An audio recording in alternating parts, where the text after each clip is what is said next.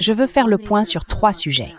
Le premier concerne les ports du canal de Panama, le deuxième, les élections japonaises, et le troisième, Jimmy Lai.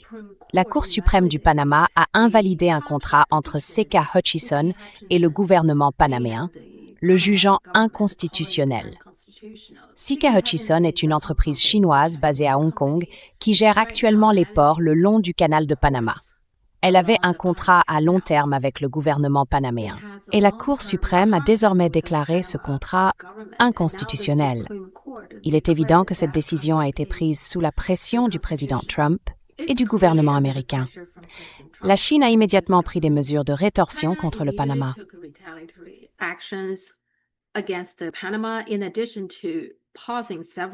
En plus de suspendre plusieurs projets d'infrastructure, la Chine a également renforcé les inspections douanières sur les importations en provenance du Panama, comme le café et les bananes, et conseille aux compagnies maritimes de trouver des itinéraires alternatifs, ce qui pourrait nuire aux revenus du gouvernement panaméen. Début février, le président panaméen José Raúl Mulino a déclaré que bien que la Cour suprême ait jugé les contrats d'exploitation des ports du Panama inconstitutionnels, la décision n'avait pas encore été mise en œuvre. Il n'a pas précisé quand elle le serait. Il est donc clair que le président panaméen essaye de trouver un équilibre. D'un côté, il subit la pression de Trump, de l'autre, il ne veut pas vraiment contrarier la Chine. Il semble donc faire traîner les choses aussi longtemps que possible. C'est apparemment sa solution pour le moment.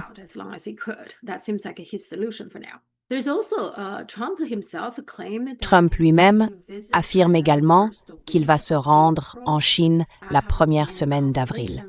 Je n'ai vu aucune confirmation de la part de la Chine concernant les dates exactes. Les seules informations sur son voyage proviennent du gouvernement américain, principalement de Trump lui-même. La dernière chose qu'il a dite, c'est que ce serait la première semaine d'avril, sans date précise. Il y a eu des discussions sur les réseaux sociaux chinois et des spéculations selon lesquelles le gouvernement chinois serait peut-être très mécontent de Trump en ce moment. La question des ports du canal de Panama en est une raison. Une autre est la vente d'armes à Taïwan. Trump vient tout juste d'approuver un nouveau paquet, ce qui bien sûr ne plaira pas à la Chine. Et il y a d'autres choses que Trump fait, donc dans l'ensemble, il n'est pas probable que ça soit prêt.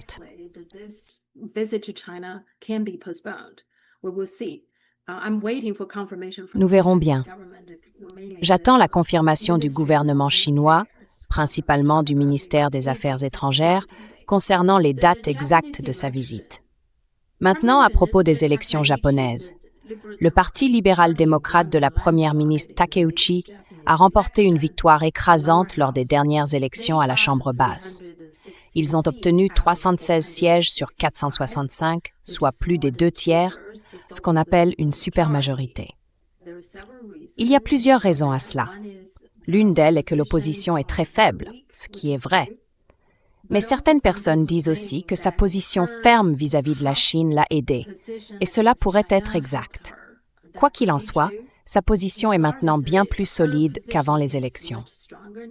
Après les élections, elle a exprimé le souhait d'engager un dialogue avec la Chine. Et voici ce que le porte-parole du ministère des Affaires étrangères.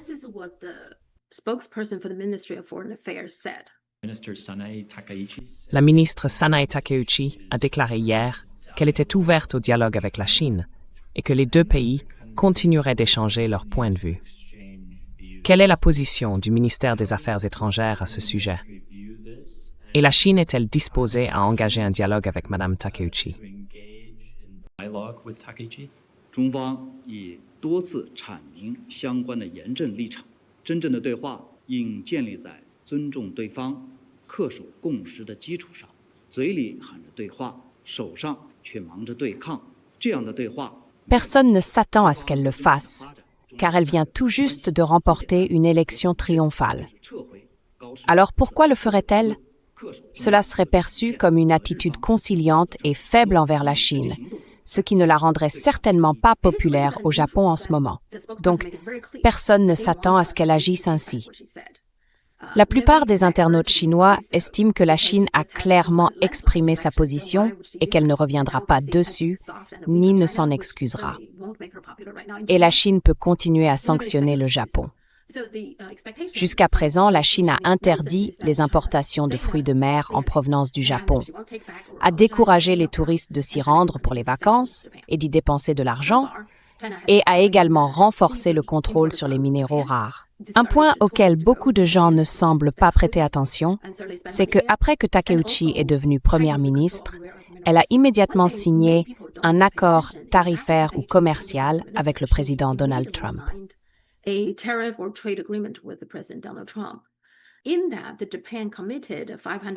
Dans cet accord, le Japon s'est engagé à investir 550 milliards de dollars aux États-Unis dans le cadre d'un dispositif appelé « partage des bénéfices », ce qui signifie que les États-Unis et le Japon se partageront les revenus à part égale jusqu'à ce que le Japon ait récupéré la totalité de son investissement, y compris le capital et les intérêts. Ensuite, les États-Unis percevront 90% des revenus issus de ces investissements. C'est un très mauvais accord pour le Japon, ce qui explique aussi pourquoi l'ancien Premier ministre hésitait à le signer. Mais Takeuchi l'a fait juste après être devenue Première ministre, cherchant manifestement à plaire aux États-Unis. En retour, elle espérait que les États-Unis adopteraient une position plus ferme vis-à-vis de la Chine. C'est assez évident. Mais jusqu'à présent, en ce qui concerne la querelle qu'elle a provoquée avec la Chine, les États-Unis sont restés plutôt neutres.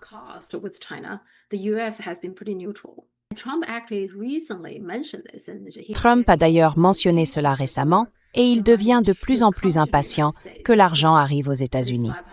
Donc, cet investissement de 550 milliards de dollars, eh bien, ce n'est pas tout. Dans cet accord, le Japon a également promis d'ouvrir ses marchés de l'automobile et de l'agriculture. En échange, le Japon obtient la promesse que les États-Unis appliqueront des droits de douane de 15% sur la plupart des produits japonais exportés vers les États-Unis, mais un tarif distinct de 50% sur l'acier, l'aluminium et le cuivre japonais. Ce n'est donc pas un bon accord pour le Japon. Le Japon, en ce moment, a vraiment besoin d'entretenir de bonnes relations avec la Chine, car il doit investir tout cet argent aux États-Unis et il a besoin de tirer des revenus du cas de la Chine.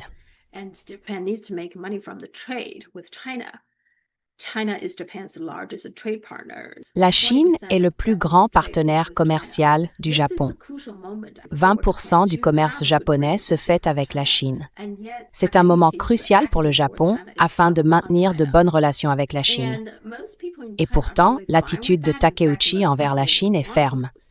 La plupart des Chinois s'en accommodent.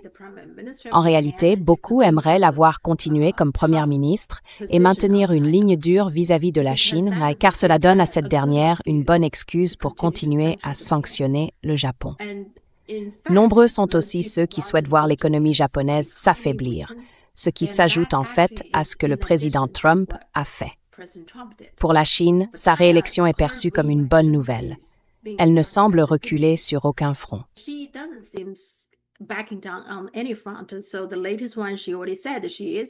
Donc, la dernière nouvelle, elle a déjà déclaré qu'elle prévoyait de se rendre au sanctuaire Yasukuni, où des criminels de guerre de la Seconde Guerre mondiale sont vénérés.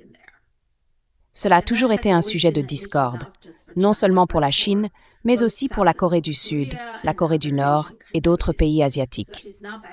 Elle ne recule donc pas. Elle n'a aucune intention d'adoucir sa position à ce sujet, non seulement en ce qui concerne la Chine, mais aussi le rôle du Japon pendant la Seconde Guerre mondiale et les atrocités commises par le Japon. Elle n'a aucune intention d'assouplir sa position sur aucun de ces points. On peut donc dire que, dans un avenir prévisible, les relations entre le Japon et la Chine continueront de se détériorer. La dernière chose dont je veux parler, c'est de Jimmy Lai, condamné à 20 ans de prison.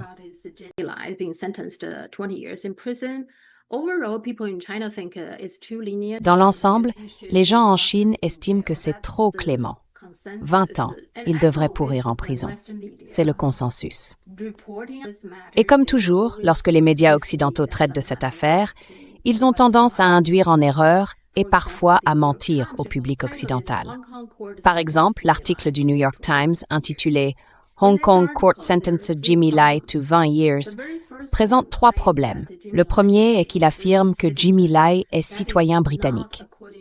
Ce n'est pas vrai, selon le porte-parole du ministère chinois des Affaires étrangères. Les autorités chinoises affirment qu'il est citoyen chinois. À mon avis, il était citoyen chinois et n'a jamais renoncé à sa nationalité. La Chine ne reconnaît pas la double nationalité. Donc, si vous ne renoncez pas à votre citoyenneté chinoise, vous êtes toujours considéré comme citoyen chinois.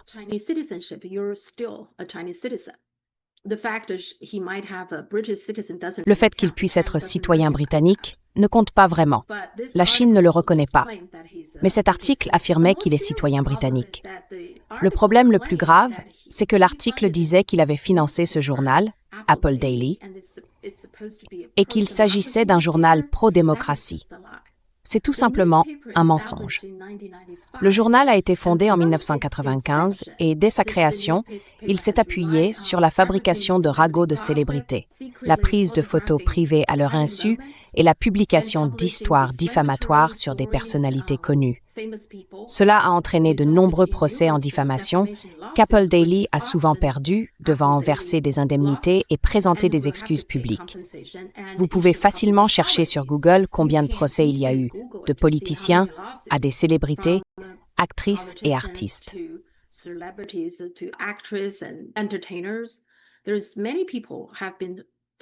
Beaucoup de gens ont été profondément blessés par Apple Daily. C'est un journal à potins de bas étage depuis le début. Il adore utiliser le sexe et la violence pour attirer les lecteurs. Il est tristement célèbre.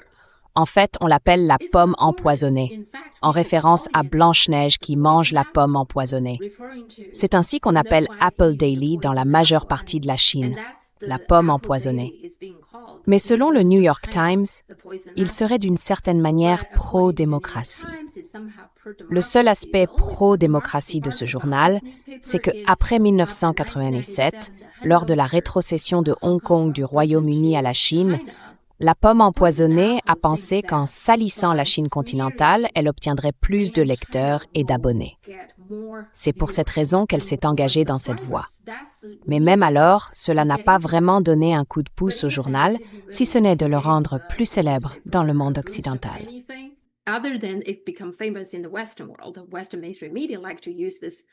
Les médias grand public occidentaux aiment présenter cela comme une sorte de journal pro-démocratie. Au moment de sa fermeture en 2021, il y avait des problèmes politiques car il avait diffusé tant de mensonges sur la Chine continentale et sur la situation à Hong Kong. Il avait inventé tellement d'histoires et était devenu si incendiaire que le gouvernement chinois l'a fermé. Mais sur le plan financier, il était déjà en ruine. Il n'aurait pas pu durer beaucoup plus longtemps. C'est un fait bien connu. Donc c'est un autre mensonge que les médias occidentaux vous ont raconté. Le point le plus grave, c'est que cet article ne mentionne pas qu'en 2019, un forum avait été organisé par la FDD, la Fondation pour la défense des démocraties. Lors de cette interview, Jimmy Lai avait ouvertement appelé les États-Unis à utiliser des armes nucléaires contre la Chine.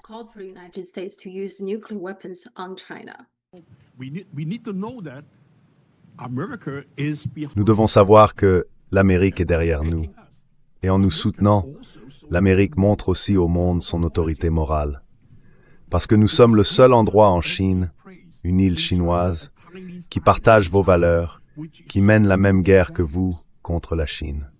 Si nous pensons que nous commençons aujourd'hui une guerre froide avec la Chine, une guerre froide est une guerre de valeurs opposées. Et nous sommes de votre côté, sacrifiant nos vies, notre liberté, tout ce que nous avons, menant cette guerre sur la ligne de front pour vous. Devriez-vous nous soutenir? C'est quelque chose que l'Amérique doit comprendre, non seulement pour nous soutenir, mais aussi pour utiliser son autorité morale dans cette guerre froide afin de la gagner dès le départ. Parce qu'ils n'ont rien. C'est comme s'ils partaient au combat sans aucune arme, alors que vous avez l'arme nucléaire. Vous pourriez les anéantir en 1 minute. And you have the nuclear weapon, you can finish them in a minute. As you can see, Jimmy Lai wants Comme vous pouvez le voir, Jimmy Lai veut que Hong Kong devienne la prochaine Ukraine, menant une guerre par procuration au nom des États-Unis. Non seulement cela, mais il pense en plus que les États-Unis devraient larguer des bombes atomiques sur la Chine. Et nous savons tous ce qui se passerait ensuite. La Chine riposterait avec ses propres bombes nucléaires contre les États-Unis. Nous n'aurions pas seulement une troisième guerre mondiale, mais une guerre nucléaire qui pourrait anéantir la majeure partie de l'humanité. C'est ce que Jimmy Lai demande, et le New York Times ne dit pas un mot à propos de cette interview, ni de ce qu'il a déclaré.